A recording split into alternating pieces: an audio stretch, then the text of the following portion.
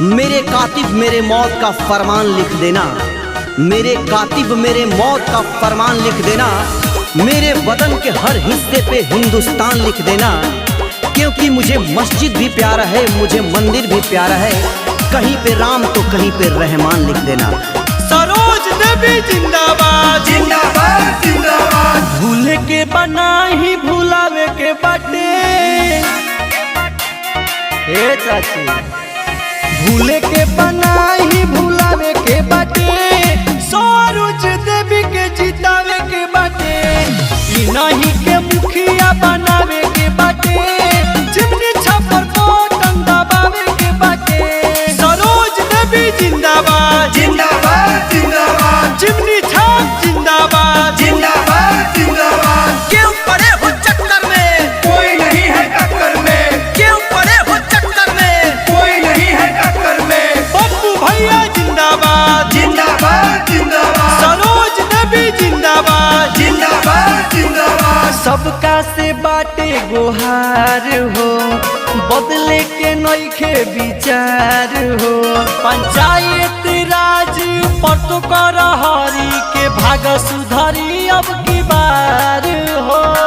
चाचा प्रणाम, अब की बार वोट सरोज देवी के ही।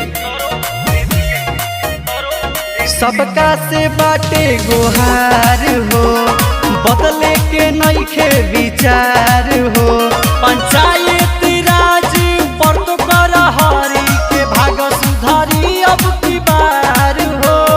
केहू के बहकावा में न आवे के बाटे, केहू के बहकावा में न आवे के बाटे, पप्पू भैया के जितावे के बाटे, चिमनी छापर बटन दबावे के बाटे, सरोज देवी के जितावे के बाटे। पप्पू भैया जिंदाबाद जिंदाबाद जिंदाबाद। सरोज देवी जिंदाबाद जिंदाबाद जिंदाबाद। क्यों पड़े हो चक्कर में, कोई नहीं है टक्कर में, क्यों पड़े हो चक्कर में, कोई नहीं है टक्कर में। वादा को के ना भूलई है हो, पंचायत के विकास ही करई है हो, जे नाही कैलस आज तक ले ही पूरा को के तो देखई है हो। ए चाची सुनी ना, याद रही नु, वादा को के ना भूलई है हो, पंचायत के विकास ही करई है हो, जे नाही कैलस आज तक ले ई पूरा को के तो देखई है हो।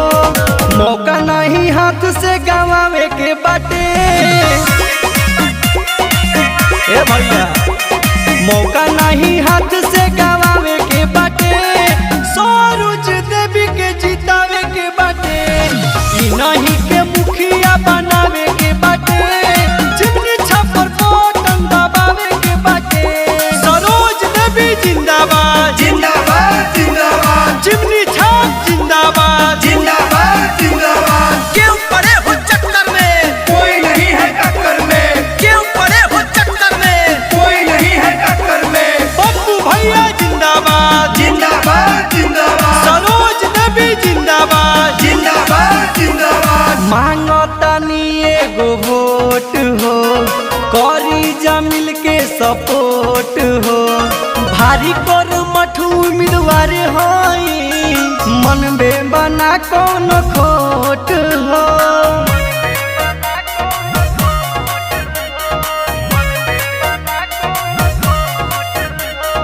मांगतानी एगो वोट हो, करी जा मिल के सपोर्ट हो, भारी पर मठू उम्मीदवार होई, मन में बना तनिको खोट हो। बतियाई सबके बतावे के बाटे, बतियाई सबके बतावे के बाटे, पप्पू भैया के जितावे के बाटे, चिमनी छापर बटन दबावे के बाटे, सरोज देवी के जितावे के बाटे। Ambe recording studio Delhi.